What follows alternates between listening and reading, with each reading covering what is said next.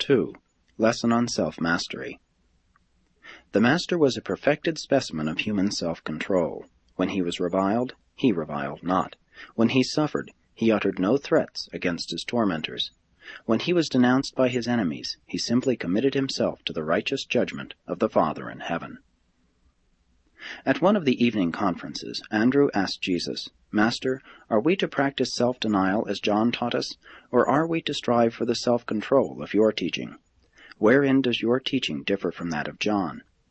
Jesus answered, "John indeed taught you the way of righteousness in accordance with the light and laws of his fathers, and that was the religion of self-examination and self-denial.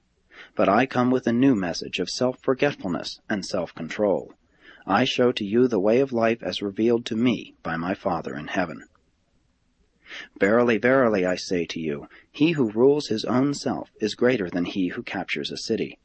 Self-mastery is the measure of man's moral nature and the indicator of his spiritual development. In the old order you fasted and prayed. As the new creature of the rebirth of the Spirit, you are taught to believe and rejoice. In the Father's kingdom you are to become new creatures. Old things are to pass away. Behold, I show you how all things are to become new. And by your love for one another, you are to convince the world that you have passed from bondage to liberty, from death into life everlasting. By the old way you seek to suppress, obey, and conform to the rules of living. By the new way you are first transformed by the Spirit of truth, and thereby strengthened in your inner soul by the constant spiritual renewing of your mind. And so are you endowed with the power of the certain and joyous performance of the gracious, acceptable, and perfect will of God.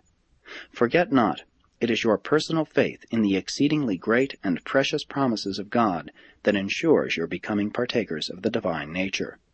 Thus, by your faith and the Spirit's transformation, you become in reality the temples of God, and His Spirit actually dwells within you.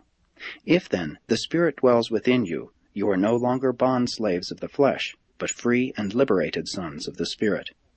The new law of the Spirit endows you with the liberty of self-mastery in place of the old law of the fear of self-bondage and the slavery of self-denial.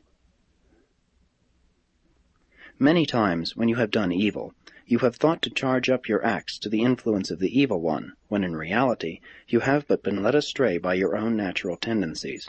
Did not the prophet Jeremiah long ago tell you that the human heart is deceitful above all things, and sometimes even desperately wicked? How easy for you to become self-deceived, and thereby fall into foolish fears, diverse lusts, enslaving pleasures, malice, envy, and even vengeful hatred.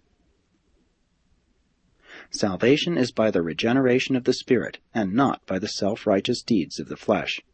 You are justified by faith, and fellowshipped by grace, not by fear and the self-denial of the flesh, albeit the Father's children who have been born of the Spirit are ever and always masters of the self and all that pertains to the desires of the flesh. When you know that you are saved by faith, you have real peace with God, and all who follow in the way of this heavenly peace are destined to be sanctified to the eternal service of the ever-advancing sons of the eternal God. Henceforth it is not a duty, but rather your exalted privilege to cleanse yourselves from all evils of mind and body, while you seek for perfection in the love of God. Your sonship is grounded in faith, and you are to remain unmoved by fear. Your joy is born of trust in the divine word, and you shall not therefore be led to doubt the reality of the Father's love and mercy. It is the very goodness of God that leads men into true and genuine repentance. Your secret of the mastery of self is bound up with your faith in the indwelling Spirit, which ever works by love. Even this saving faith you have not of yourselves. It also is the gift of God. And if you are the children of this living faith, you are no longer the bond-slaves of self, but rather the triumphant masters of yourselves, the liberated sons of God. If then, my children, you are born of the Spirit, you are forever delivered from the self-conscious bondage of a life of self-denial and watch-care over the desires of the flesh, and you are translated into the joyous kingdom of the Spirit, whence you spontaneously show forth the fruits of the Spirit in your daily lives. And the fruits of the Spirit are the essence of the highest type of enjoyable and ennobling self-control, even the heights of terrestrial mortal attainment, true self-mastery.